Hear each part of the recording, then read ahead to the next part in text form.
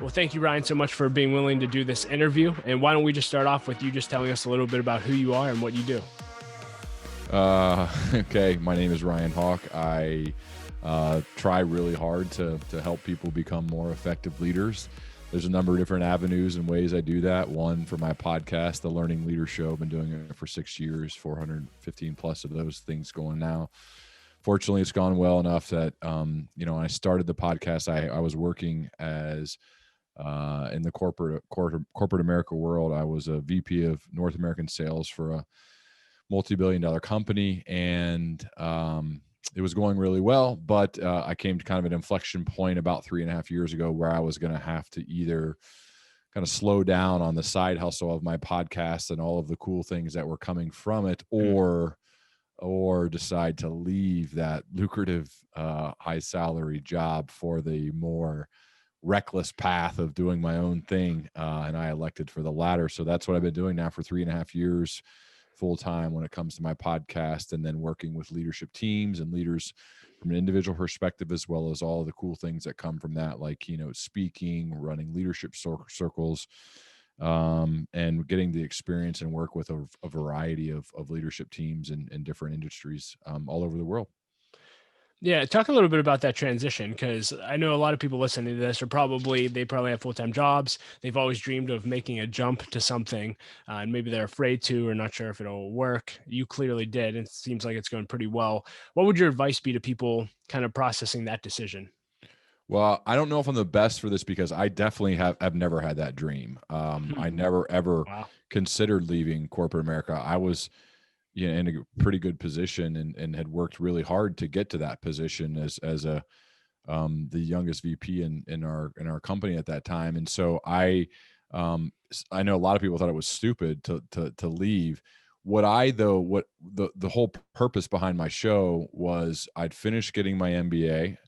I was at a director level at that time. My company paid for it. They reimbursed me, like a lot of companies do educational reimbursement.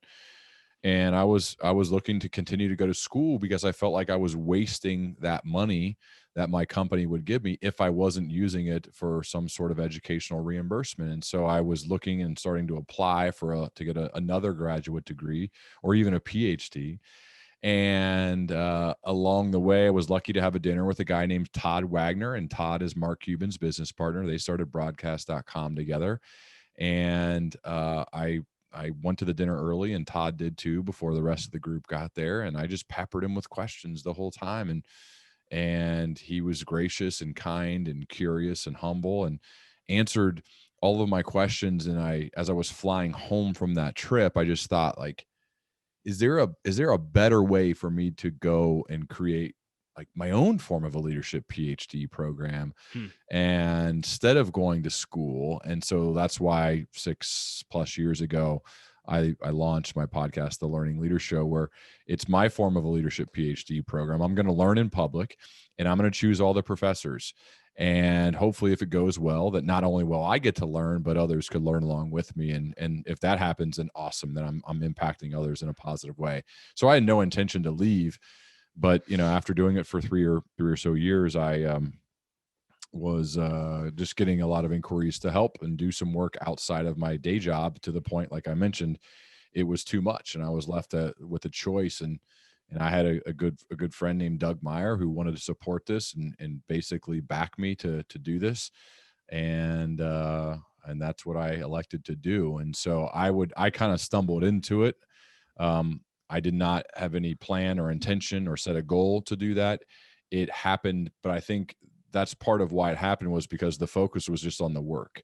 The focus was on producing good, quality work that could help other people. And I think if you do that enough times, where you're consistently putting something out, in this case it's free because it's a podcast, but you consistently help enough people, they start reaching out to you to do more, and that could then start in a way becoming a business. And so that's when that became so much. That's when I thought, you know what, this is probably something I should consider leaning into, and that's what I did. Yeah. No, thanks for sharing that. I didn't know all the details of that jump. I did want to talk to you a little bit about your career when you were in corporate. You started off entry level as a sales rep, and you ended up the VP of sales at a multi-billion-dollar company. No big deal. I'm just curious, what advice do you have for people first looking to climb the corporate ladder or want to grow in their careers? So obviously you got to be excellent in your current role. Whatever it is that you're doing, be excellent, world class in your current role. Do whatever it takes to be a top performer at that job. Those are table stakes just to get a chance to interview for the next job. Mm. However, the skills to do the next job well probably do not relate to your current job. So, for example, in my case, a top performing sales rep does not mean you're going to be a good manager. Doesn't mean you're going to be a good leader. And that's the typical path for a lot of people if you want to go up from like individual to manager to director to VP, which is the path that I was on and that I went. So while you have to be excellent at your current job, on the side, you've got to be working on developing the skills to be excellent at the next job. And those are two completely separate things. They're really hard to do. It takes time, it takes effort, it takes work ethic, it takes perseverance and resilience, so that when you then go for those jobs, the next job, you can prove that you've been working on that while at the same time excelling at your current role. Also, I would say the the people who are making those decisions above you, who are going to hire the managers and the directors and the VPs, they usually hire people that they like and trust. And so I think it's a worthy investment of your time to begin developing relationships with people in positions that make decisions. So whether that's at your current company and other companies, that was a big part of what I was doing as well, was working to meet others who are in decision making positions. And every job that I got promoted to, it's somebody who knew me at least a year prior to the job coming open, and probably actually, now I think about it, multiple years Wow. uh, before the job came open. So they knew me, they knew my work, they knew what I had done. We had built a relationship. And so when the job came open, I had a better shot of getting it because I wasn't some random person they'd never heard of. So there's a lot that goes into it. Most people don't like that aspect of it. That they think like, well, they might kind of call it a good old boys network. Um, but the reality is, think of yourself if you're in a decision making position. If you know someone that is a very high performer and you've known them for years, so you trust them and you believe in them, you're probably more apt to choose them over somebody that you don't know at all, Yeah. over the unknown, even if their resume is great and they did well in the interview process. So if you're earlier in your career, think about that. Who are those people? Work to develop a genuine relationship with them, and I'd say you go to them with thoughtful questions to try to learn from them. And you got to kill it in your current role to give yourself the best chance. And if you kind of combine all those things, it'll probably shake out in your favor. Now, I went for jobs many times and didn't get them, but I think that practice was also really good. I had to kind of figure out what I believed in and what I thought, so that when I got into the room to interview for leadership roles, I had some sense of an idea of what I was talking about. Versus at times when I'd go in there and I'm trying to say the things that I think they want me to say, and they can see through that really quickly. It's like, well, this guy hasn't thought it through enough. So I think all those things go into it, and then when the time is right and the people are right, then it gives you a shot to get those jobs. Yeah. So you talked about making the jump from individual performer to manager to leader, and you actually wrote a book recently on this subject called "Welcome to Management: How to Grow from Top Performer to Excellent Leader." Before we dive into a little bit about that journey, can you just talk about why did you write this book and what do you want leaders to get out of it? So I wrote the book that I wanted to have when I got promoted. I got promoted young, 26, going on 27, and was a top sales performer in my company.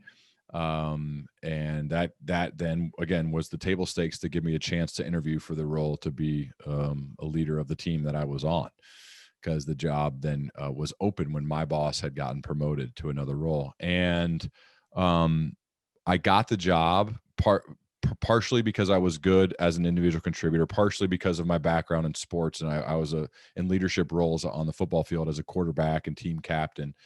but not really for anything that they'd seen me do at my company other than be a high performer as an individual contributor. And so what happened then when I got promoted is I was horrible. I had no idea what I was doing. I made mistake after mistake.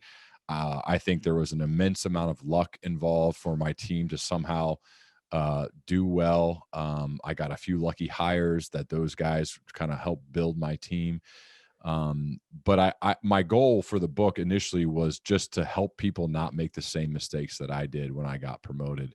I want someone who's earlier in their career who wants to get promoted read the book to hopefully it helps to prepare them. I want someone who's newly promoted to read it. I want senior leaders to read it and give it to people who are new managers, so hopefully it can help them be better and not make the same mistakes that I did. And I think that makes it much more personal to me. It's my story to tell. It's, as my publisher Mccullough told me, like, this is, write the book that is unique to you, that only you can tell based upon your experiences and your learnings. And so I try to combine what I've learned on my podcast as well as my own experiences, and that's kind of how the first book got put together. Yeah, I wanted to talk to you about the age-old question of managers and management and leadership. Are managers and leadership the same thing? Can you have one without the other? I'm just curious your view on this. What do you think? What do I think? I think they're different, but I do think someone told me once that management is the path to leadership, and I do feel like that if you're going to grow, especially in a corporate organization or a nonprofit, management has to be you have to be a manager at some point along the way to actually learn those skill sets. I think eventually the management can be delegated, but I do feel like every young leader should have a management experience. So Yeah. that's how I've been processing the question lately. Yeah, I agree. And I think, management is there are certain constraints within an organization, within a business, within a nonprofit, and managing, you got to figure out how to manage within those constraints. I think that's a critical skill to develop. And I think from a leadership perspective, more higher strategic visionary type aspects of what it means to be a leader, initially you may not really have that, or you may not even need that for a frontline management role for your first one. Like, it can help, but you're also probably going to have to get in line with the vision and the mission of the people above you. So it's good to learn it as you're going, but you're really going to be managing the day to day and understand the metrics that matter and holding people accountable to those and holding yourself accountable to those. I think that's more of what the management is. And from a leadership Yeah. perspective, now the other thing about it is, I think there are management titles. There are no leadership titles. So leaders, anybody can be a leader regardless of title from any place in an organization. Yes. Leaders are about people choosing to commit to you when they otherwise could choose to commit to somebody else. Mm.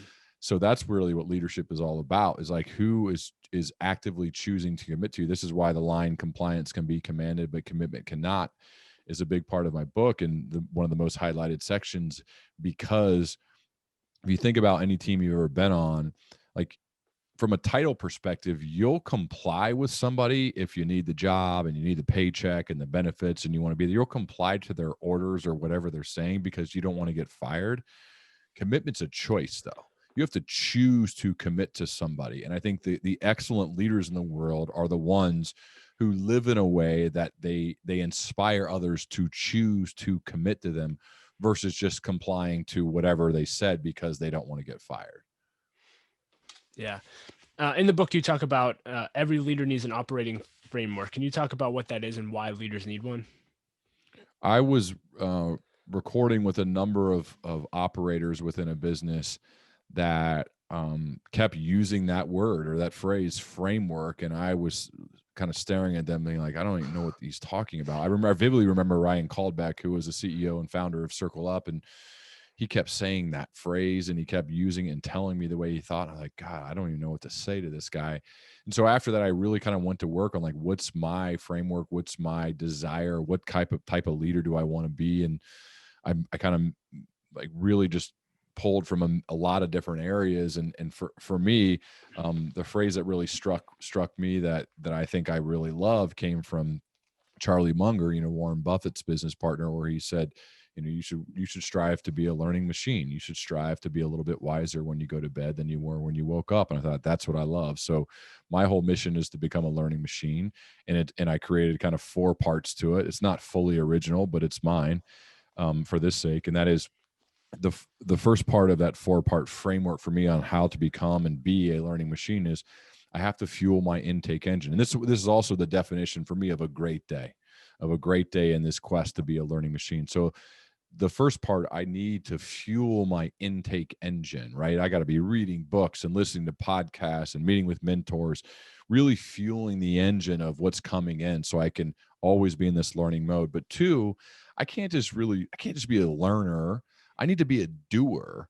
I need to take from theory to practice. I need to put it into play. So if I, let's say met with a mentor and that mentor gave me advice on running better meetings, I then have to take what he or she told me and put it into practice. So my next meeting, I'm going to experiment with what that person told me. And then the third step, I'm going to take a step back. I'm going to reflect. I'm going to pause. And I'm going to say, what went well? What didn't from the experimentation that I did based upon the intake engine or the feedback or the knowledge that I'm gaining in here? And then I'm experimenting. Then I'm reflecting to see what worked, what didn't, what should I keep doing, what should I stop doing. And then the fourth part, and I think really important, and this is why I lean into public speaking and other areas, is one of the greatest tools in the world for learning is teaching.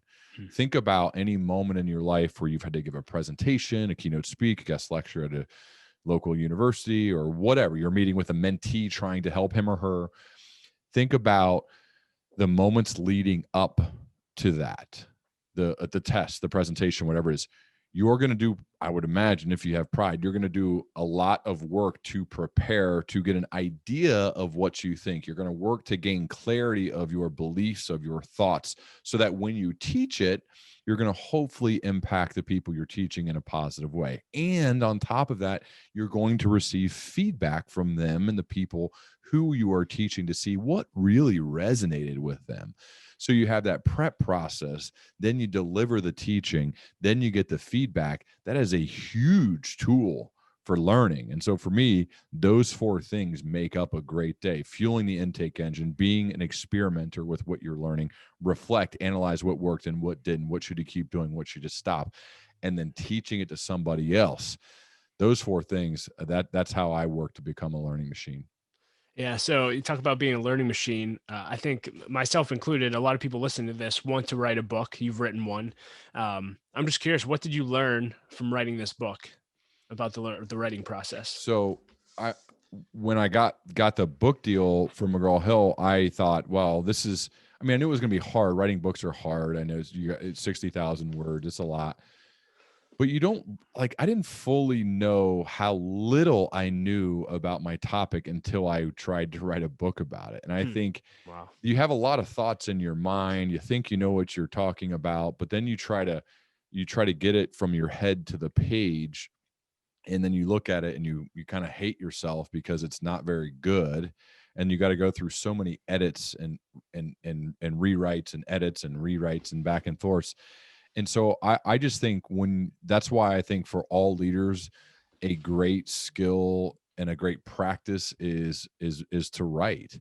It doesn't have to be a book. I mean, I think you should, if you're in a leadership role, I think your team needs to know what you're thinking. So you should, whether you're just writing them emails or you're publishing on a website or you're writing a book, the process of getting the thoughts and ideas from your head to the page is hard, and it will make you question yourself over and over and over. But then once you get it from here down to the page, you start gaining some clarity and belief and understanding, and it really increases your self-awareness and your awareness of what you kind of know and what you don't. And so that's why I would just encourage people in general. I think effective leaders need to be very well read, and then they need to be good writers. They need to work on the craft of getting the ideas from their head to the page, as well as great communicators with their teams. And one of the great ways to do that is to write. So regardless of you're going to write a book or whatever, get the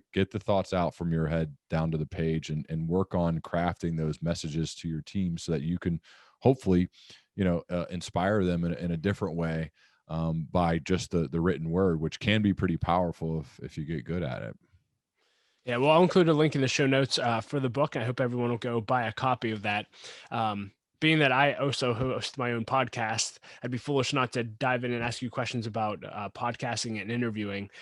Specifically, when it comes to podcast for you, I actually use your guests as to help me fill my bucket list of people I want to interview. So, so thank you for that. You've had some incredible guests, and I was listening to your interview with Carrie Newhoff, and your answer blew me away. So I don't want to ruin it for people, but can you talk about your process for getting a guest and the lengths that you're willing to go to get them? Because I was just blown away.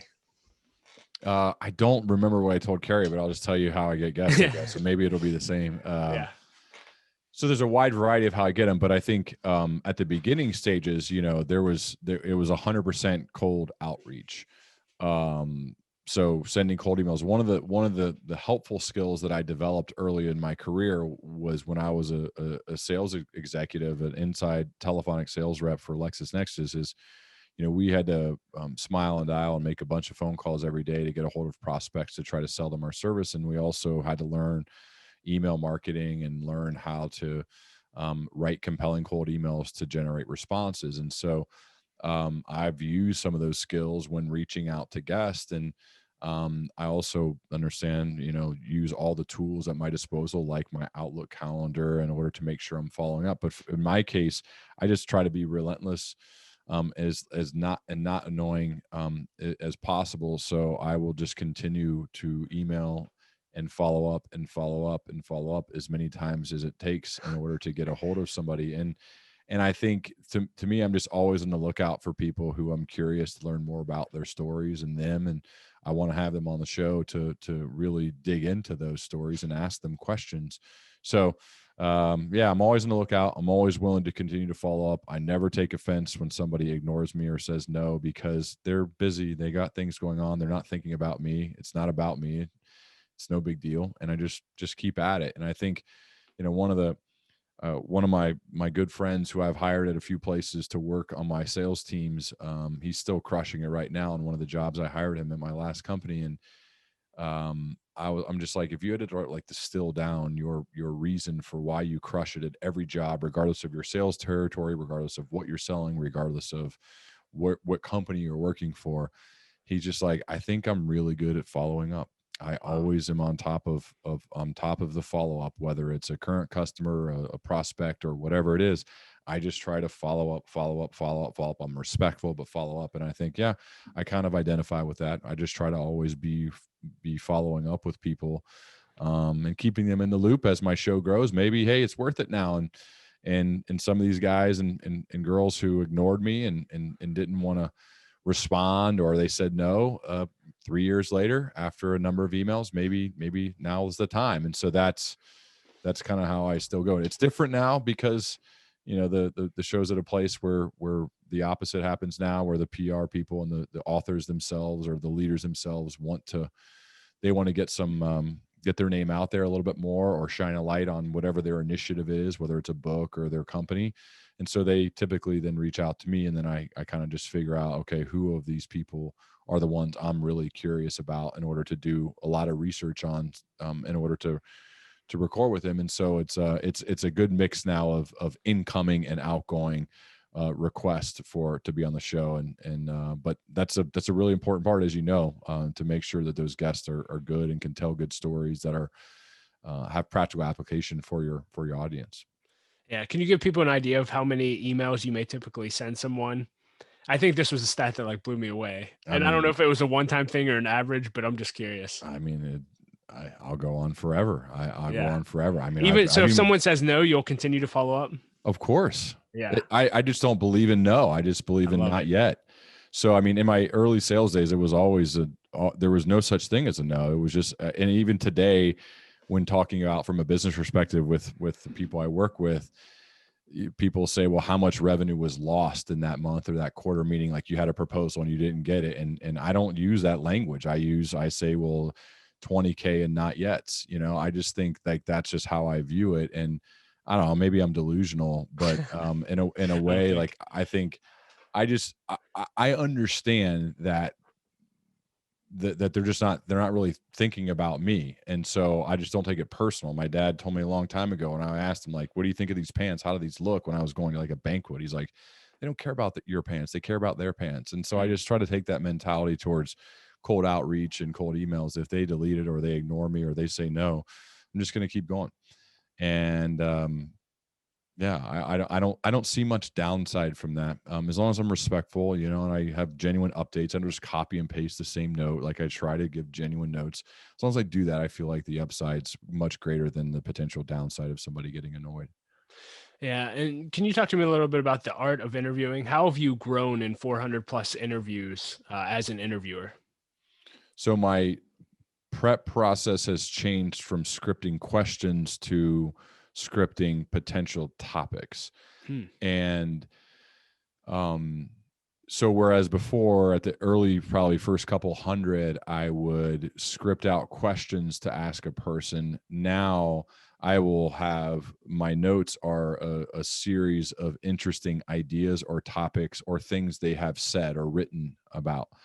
And then I can look at those and formulate a question within the conversation based upon those topics. But I've also found, Doug, and I'm sure you've picked up on this for your show, the best questions are almost never the initial ones. They're Hmm. always the Yeah. follow-up questions. And so it's really about being an active listener, picking up on maybe emotional parts or really interesting aspects of a story and diving deeper and going to the next level. I think that's where like the good stuff can come out. Doesn't work all the time. Nothing does, but I think it also is more enjoyable for the guests because maybe they're getting into areas where they haven't gone very much. Like I interview people who have been interviewed by a lot of people in some cases, so they can get tired of their own stuff. And so if I can get them out of that kind of interview mode and into more of a conversation, it seems like they enjoy it. And when they enjoy it, it's always a better episode for the listener. So there's a lot of good things that happen when my guests seem to have fun and they seem to enjoy what we're talking about. They're going to tell their friends, and they're also just going to be better guests for the listener. And then we have a chance to develop a relationship too, which I think is a great bonus out of doing this. Yeah. You mentioned your dad's advice to you. I've been following you for a while, and it's clear that your dad's made a huge impact on your life, and your family seems really, really awesome, by the way, just from a distance.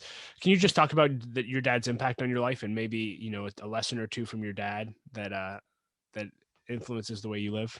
Well, it's just funny. If you talk to me long enough, you can't help but hear him coming out in me. I try to give him credit for the things I learned from him, although I'm sure I'm stealing pretty much more than the times I give him credit. No, I think from a parenting perspective, my mom and dad have just been the incredible models for us. They've been supportive. They showed us what it's like to have a loving marriage.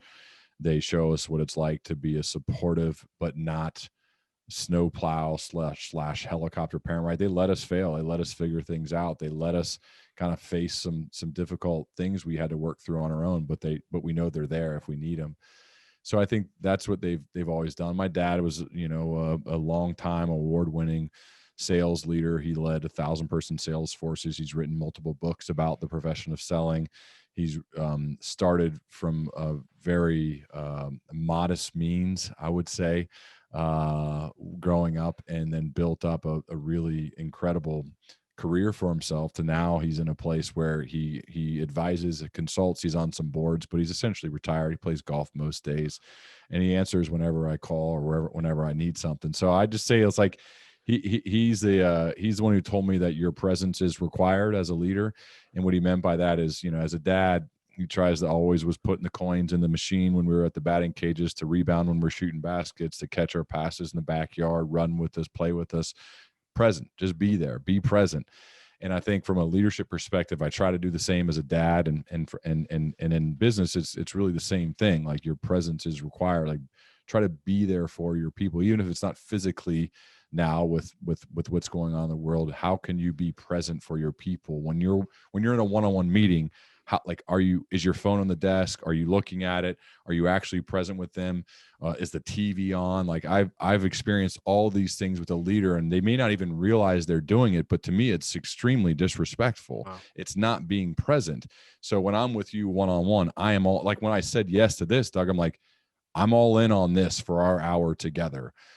Because if I don't think I can do that, then I'm going to say no, and we're not going to do it because it's disrespectful to you. And I think from a leadership perspective, and things I learned, like when my dad, both my parents, my mom and dad, when they're with us, they're present.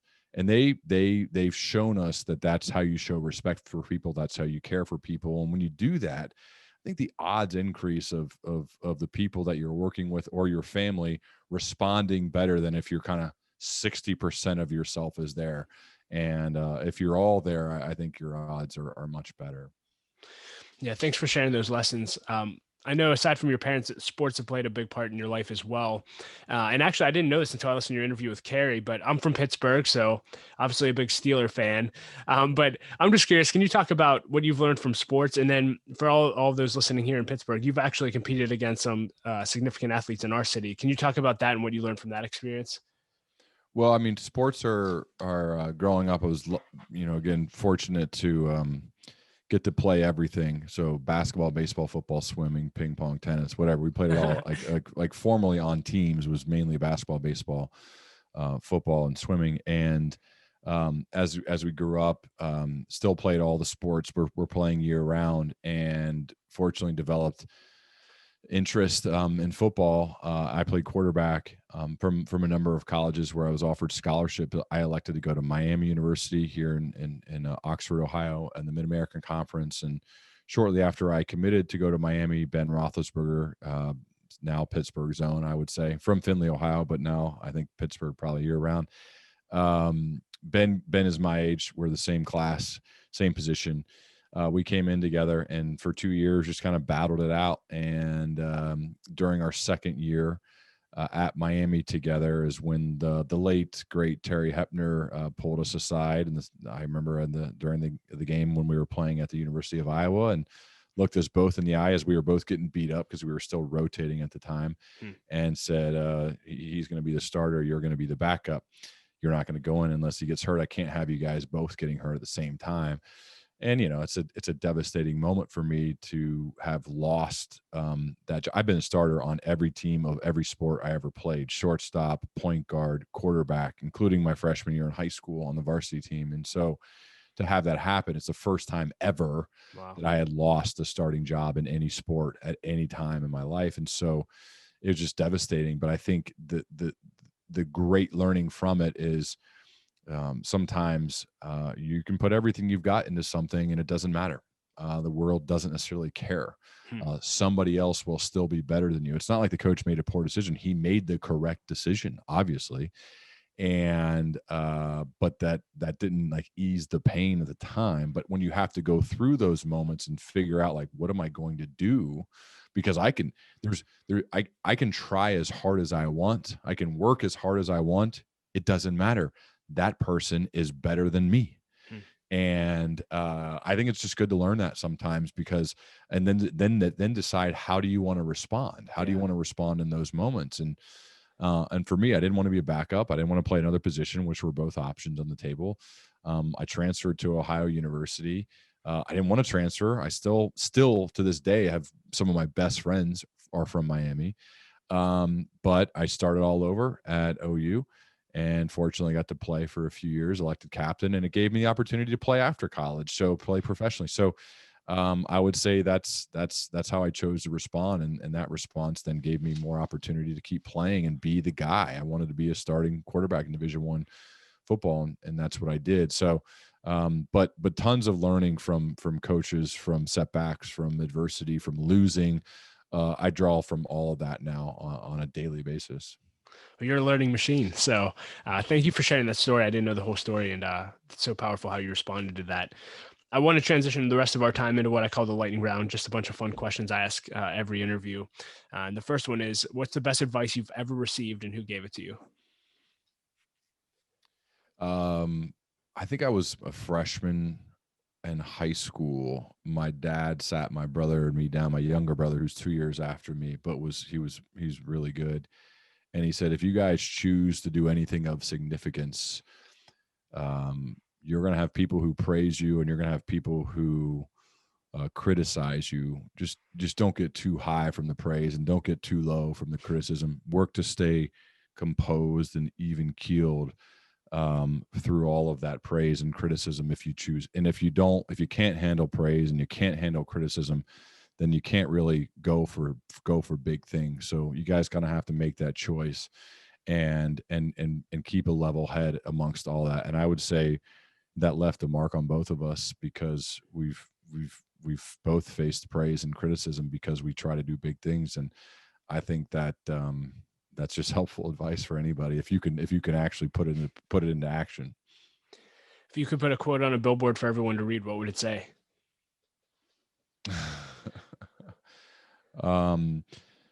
So I think the opposite of, I got to figure out how to paraphrase this. So I'm going to workshop this with you real quick. And I'm thinking about this on the fly. You may have sent me these questions ahead of time and I didn't read them because I think it's better if you don't. I think the opposite of judgment is curiosity. And so I would urge people to approach people with curiosity versus judgment, and your life will probably be better, right? Get to know people, be curious, be interested in them versus trying to be interesting. I think you could maybe paraphrase that and put on a billboard, and that might be good. What's the best purchase in the last year you made for $100 or less? Maybe I should have read the question. This one always stumps people. I need to come back to that one. I can't think of that. I can't have one right now. I don't want to give something that's stupid, so I can't think of that one right now. What's a book that's impacted you either recently or all time that you find yourself giving away most often or that you would give away? The Wright brothers by David Mccullough so they're from Dayton, Ohio. That's where I live. That's where I'm born and raised. Their bicycle shop is right down the street, and they're just, it's a remarkable story of people who were not nearly as supported as many others who were trying to create the first ever flying machine. And then with their sister Catherine, they did it. They kind of were against the odds. They're underfunded, undersupported, and yet they just kept at it. They kept at it. They go down to Kitty Hawk. They go on the sand dunes. They faced terrible adversity. People died as they're trying to get their flying machine up and stay afloat. And yet these dudes also would spend regular set amount of time standing on the dunes watching birds to try to mimic and build their wings of their airplane like the wings of a bird to keep it afloat. And I just think, wow, I love it. And so this right here is actually the patent, the print of the patent. I'm pointing for audio listeners to the patent of the first ever flying machine by Orville and Wilbur Wright. Wow, that's really cool. Other than your own, do you have a favorite podcast or two that you'd recommend? I'm looking at them right now. I would say Business Wars is a good one. I like those kind of the people who have super high production value. So I'd say Business Wars is really good, as well as my friend Brian Baumgartner. I've got to meet him a few times. He has the Office Deep Dive, which is a really good one. And then I don't know. I think Scott Galloway is a character. I listen to a lot of what Scott does when it comes to a personality. And then Brian Koppelman, the moment, he's, I think, one of the premier interviewers in the world. What do you wish people knew about your journey that they may not know? I mean, I have 400 some episodes out there. I think people know a lot now if they listen. I don't think people fully understand like everything that goes into to consistently shipping work every week for 400 some in a row. I think they think like it's machine like, or like you just kind of get a system and go, and there's just a lot that goes into it. My wife could tell them like all the things that go into, because she sees me working. But I just think for all, and you know this, but for the stuff that you have to do, there's just a lot behind the scenes that you got to do to make it good. Yeah.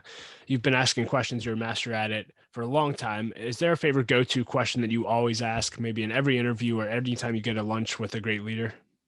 I'm most curious about what they found to be commonalities among leaders who have sustained excellence. So like as they have to look and think of the commonalities, I'm curious to hear what people think those things are. So what are the actions and Mhm. behaviors and mindsets of leaders who have sustained excellence?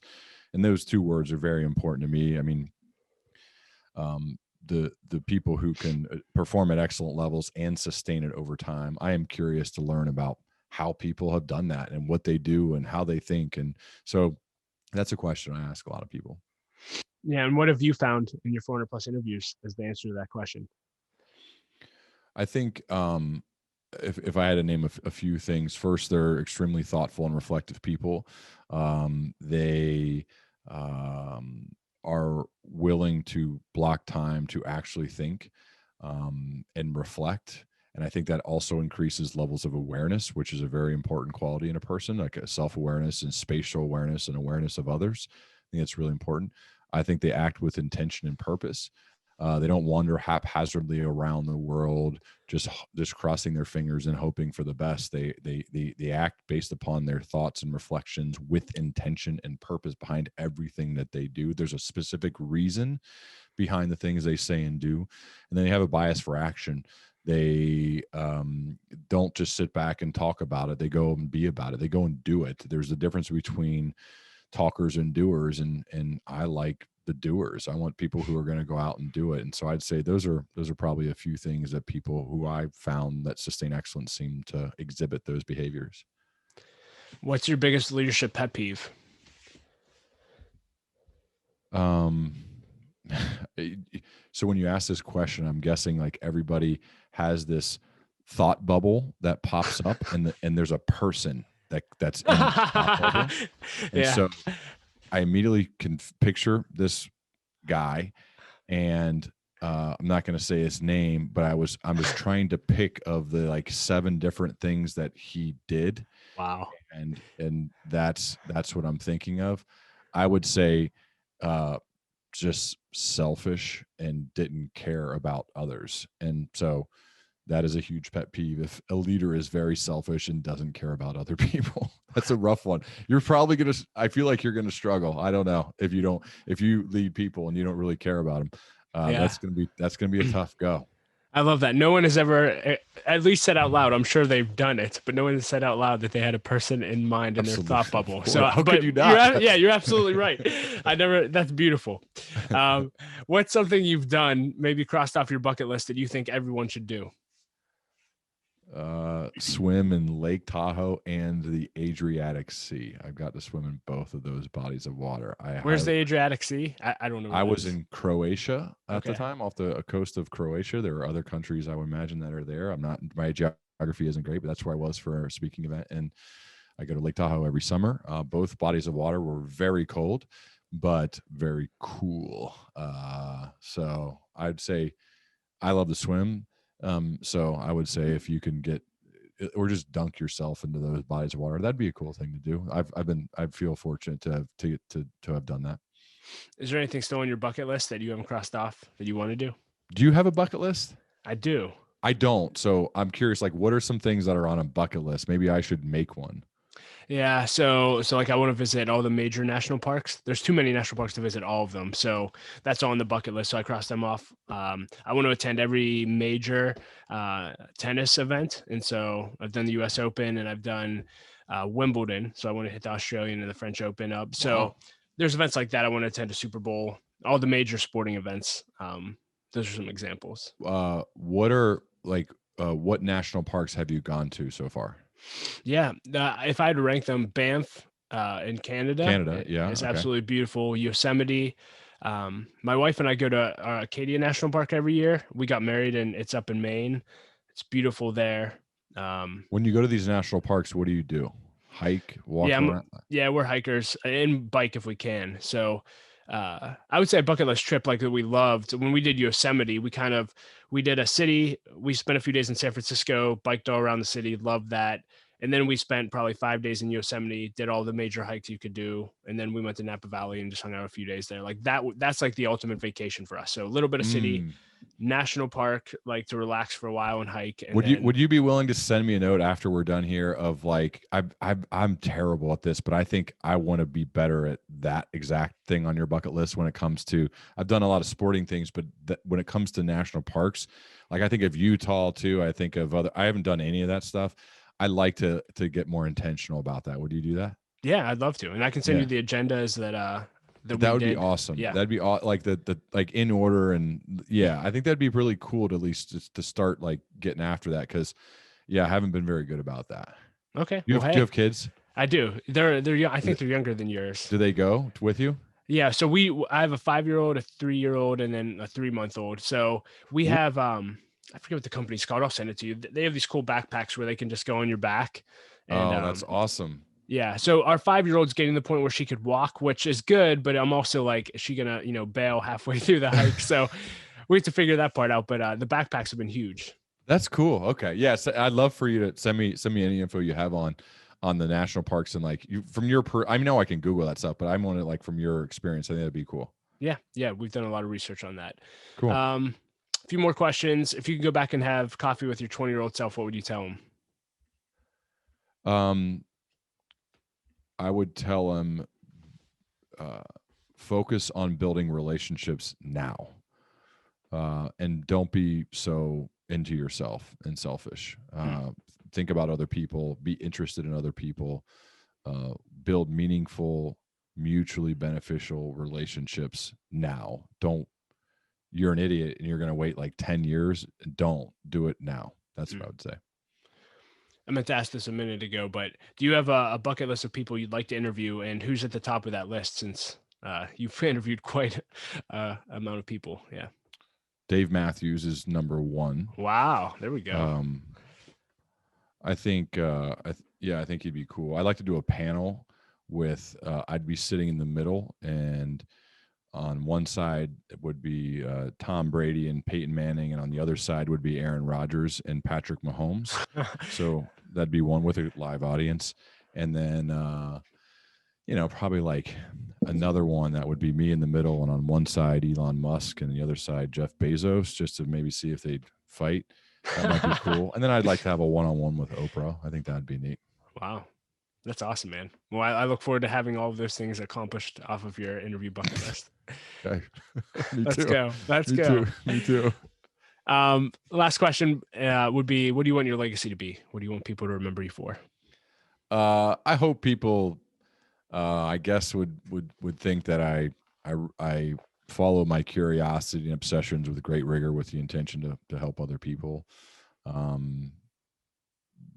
think that'd be cool if they said, hey, he seemed to be really curious and care to get to know people and their stories. And through the actions of following that curiosity, that it helped a lot of people. I think that'd be pretty cool. Anything else you want to leave leaders with today? No, man, Doug, I appreciate the prep and you being so good at this. It makes it a lot more fun for me. So I'm good.